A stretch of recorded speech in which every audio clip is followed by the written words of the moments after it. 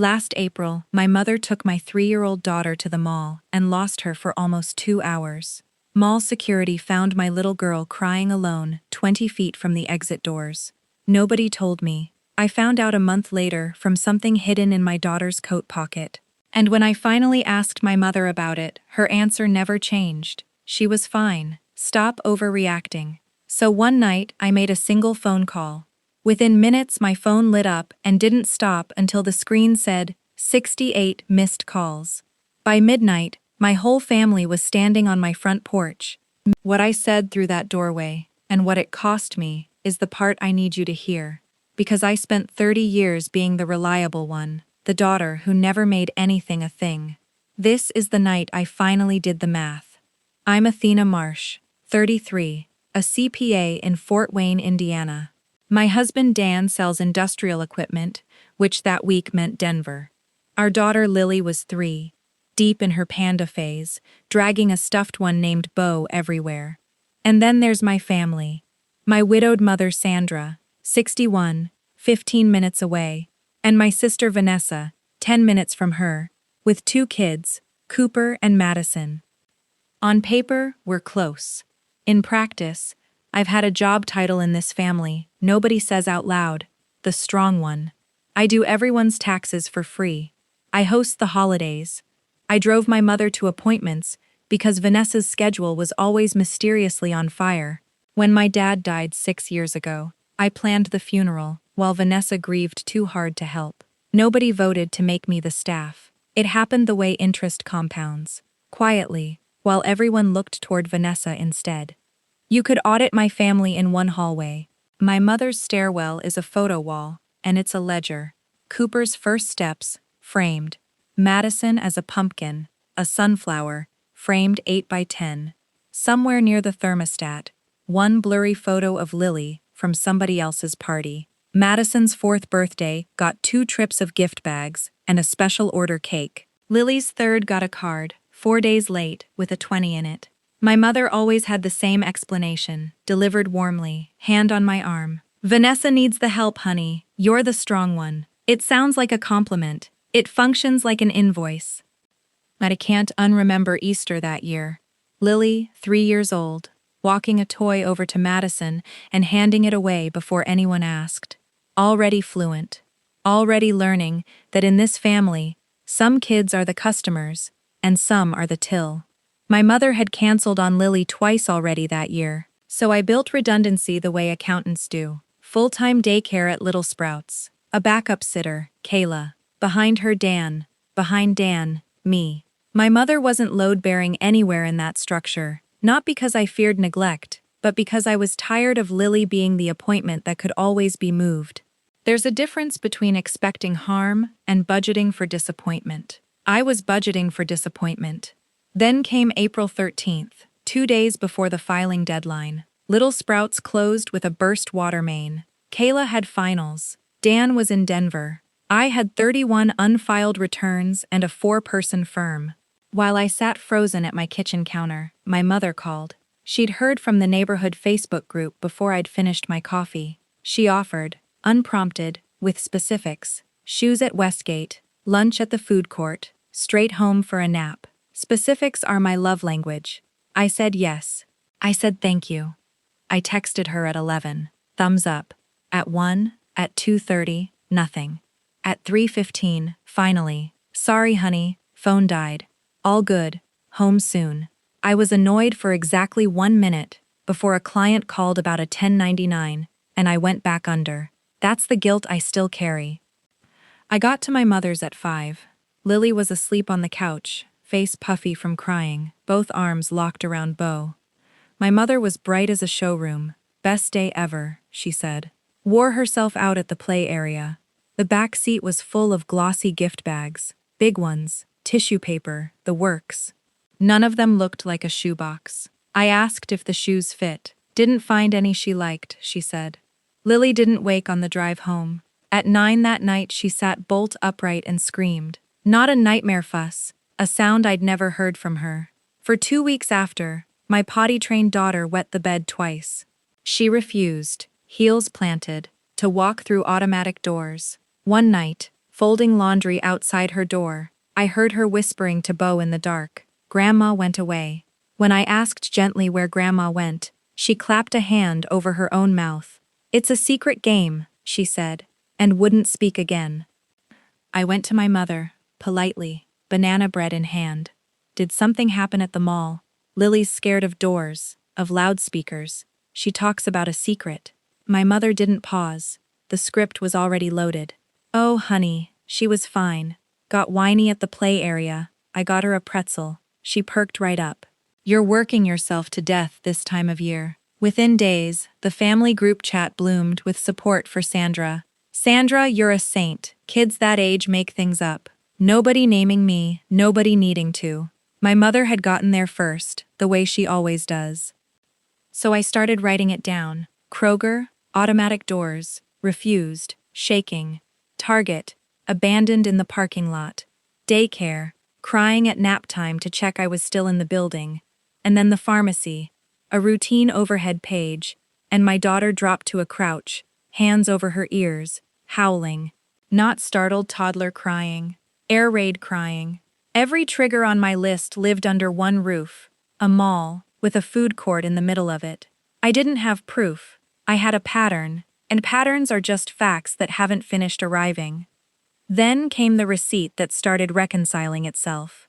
At Cooper's birthday party, the gift table was April 13th, wrapped, a remote control monster truck, a Lego set the size of a microwave. Grandma went all out, Vanessa announced. Shopped for hours to find the right Lego. My mother laughed and waved it off. I drifted over and asked, light as helium, "What size shoes did you end up trying?" And my mother's face did something I'd never seen in 33 years. It buffered. Half a second. Then, "Oh, that place never has her size." There was no size. There were no shoes. There were hours. I called her one more time, offering full amnesty for the truth. What I got back was a sermon. Gratitude. "Look what I sacrificed to raise you girls." And comparison. "Vanessa never talks to me this way." Before I'd hung up, Vanessa's text arrived. "Mom watched your kid all day for free, and you're interrogating her." Then came the Wednesday that ended the soft road.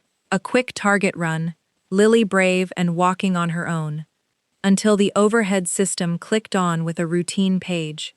She dropped my hand, crouched on the concrete, covered her ears, and screamed, "Mama," while holding my hand. A stranger asked if we were okay. I heard myself say, "She got lost once." I hadn't meant to say it. That night, running her bath, I finally checked the pocket of a coat that had dodged the wash twice. Inside, a yellow, tear-proof wristband. Found child, Westgate Commons Security. Logged 1:12 p.m. Lily saw it in my hand, and her face closed like a shop gate. "Grandma said keep it secret," she whispered. "It's a secret game." The next morning, I called Westgate. A shift supervisor named Marcy read me the log, and I wrote every word down. 1:12 p.m. Female toddler found crying, unaccompanied, near the east exit, no guardian in sight. 1:15, and every 15 minutes after, overhead pages for the guardian of a female child, no response. 1:58, per policy, police contacted on the non-emergency line. 3:09 p.m., guardian arrived with shopping bags. When I asked what the guardian had said, Marcy answered carefully. "The little one must have wandered off, ma'am. She had shopping bags with her." I drove to Westgate and signed for copies of the incident report. Officer Reyes's notes. Child in visible distress, asked repeatedly for Mama. Not Grandma, not the person who'd lost her. For me, from a metal folding chair, for 2 hours, while I explained estimated taxes to a man with a boat.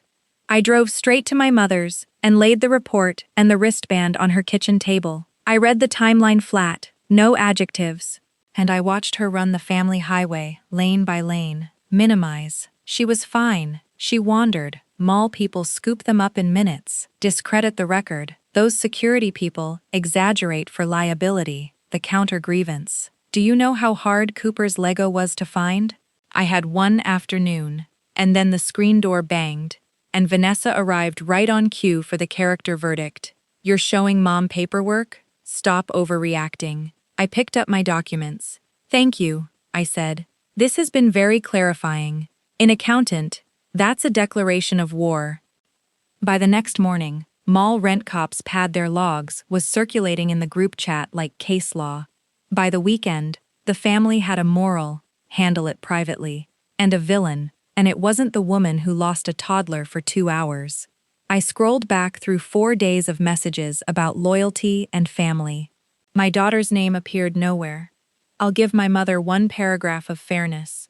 She was the oldest of 5, raised by a sick mother, cooking for the household at 12, working a register at 16 so her younger brother could go to college. The brother whose graduation photo got framed while her own diploma lived in a drawer.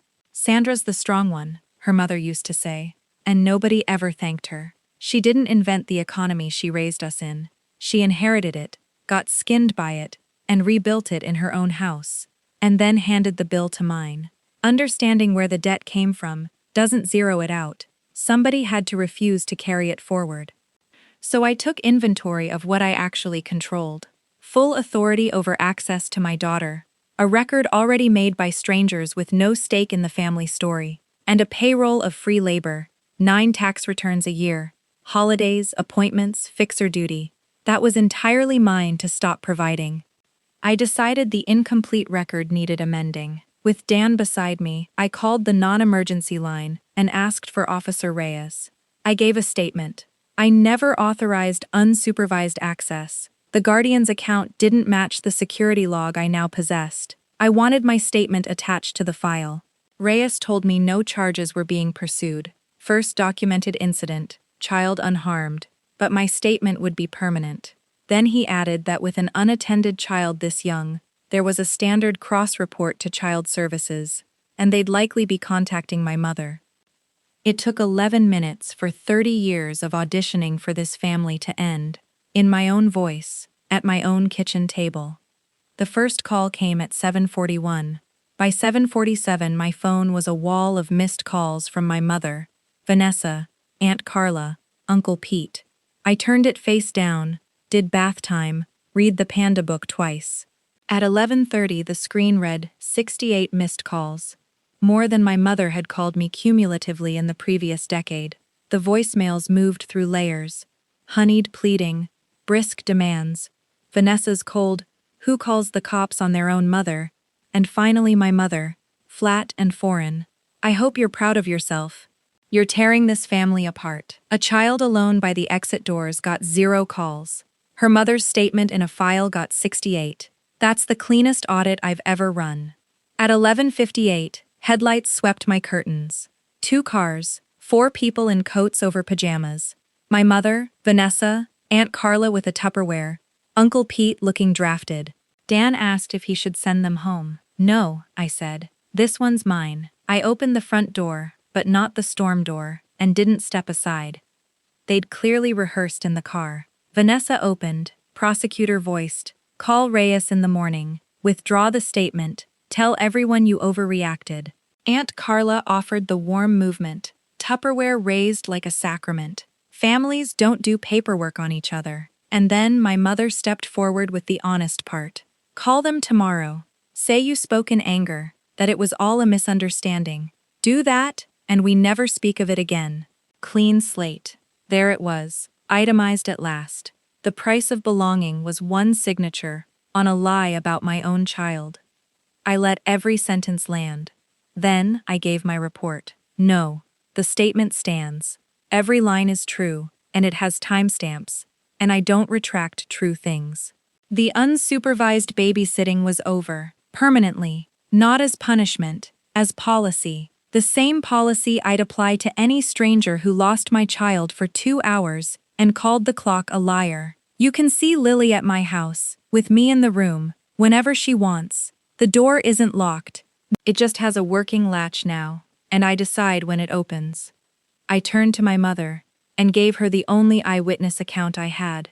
My 3-year-old, whispering the same 4 words to a stuffed panda every night for a month. Grandma went away. A stranger in a uniform gave her a bracelet and a metal chair, and the loudspeaker called her description out every 15 minutes.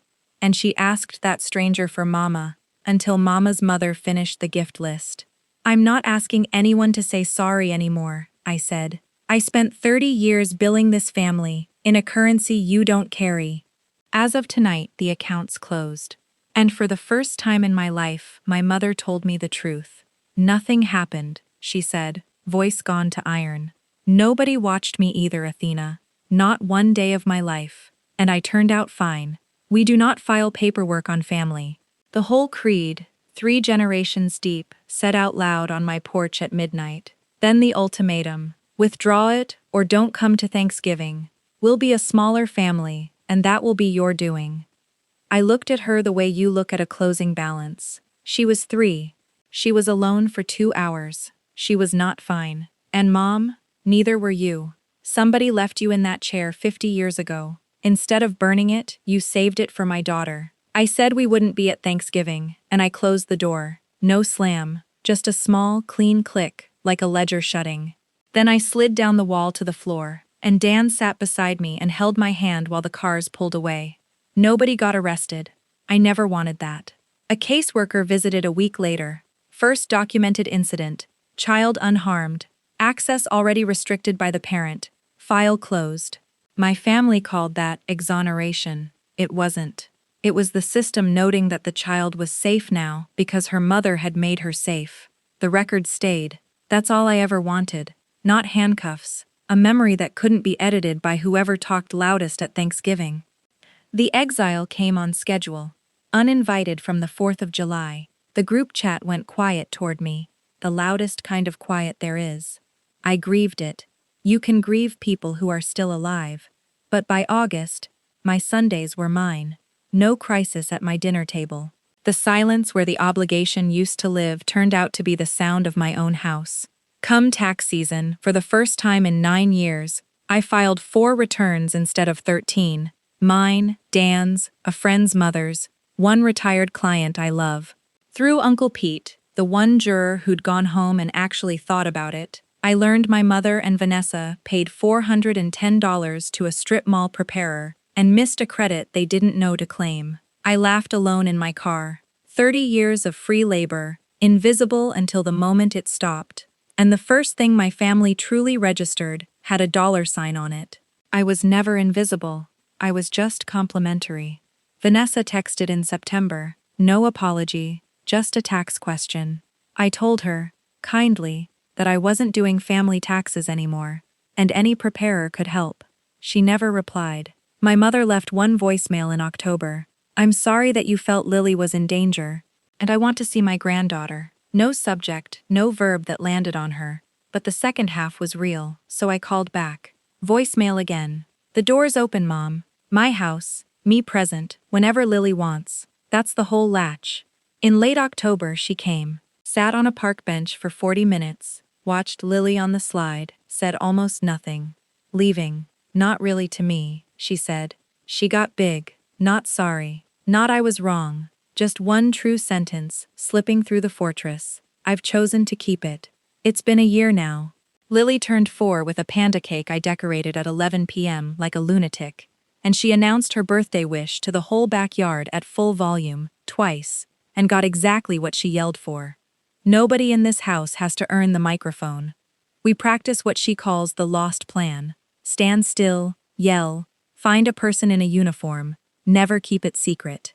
Last month, we walked past a mall loudspeaker mid-announcement, and she just squeezed my hand and kept talking about pandas. I sat in the car afterward feeling like I'd won an award there's no ceremony for.